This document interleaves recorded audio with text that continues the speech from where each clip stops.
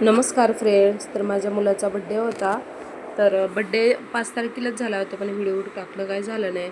मग केक वगैरे जाऊन आणला आणि सगळं असं छान छोटंसं डेकोरेशन केलं आणि म्हणलं थोड्याशा बाया बोलव आणि बड्डे करावा. तर याला इतकी झोप आलेली होती ना बघा, त्याचे डोळे जागते तर आणि डोळे जागते तरी बसलेलाच आहे. मग आमच्या इथल्या सगळ्या माझ्या मैत्रिणी शेजारच्या इथे सगळ्यांना बोलवलं होतं, मुलांना त्यांना.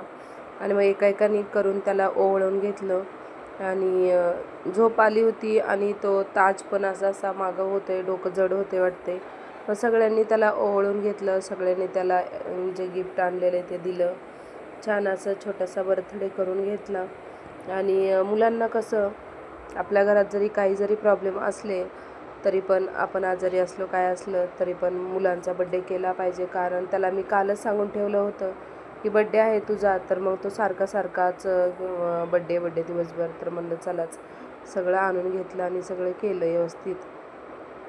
आणि मग सगळे केक करून सगळ्यांनी ओवाळून घेतलं आणि मग केक कापून घेतला. आणि व्हिडिओ बघा आणि शेवटपर्यंत कमेंट करून सांगा कसा झाला बड्डे. आणि केक बनवूनच आणला होता बरं का मी. तसं मी केक आणतच नाही, कारण छोट्या मुलांना खायचा असतो म्हणून. आणि मग सगळे त्याचे फ्रेंड्स त्याच्याजवळ आले आणि मग फोटो असे काढून घेतले. असं छोटंसं सेलिब्रेशन केलं होतं. चला भेटूया पुढच्या व्हिडिओमध्ये. व्हिडिओ कसा वाटला नक्की सांगा मला.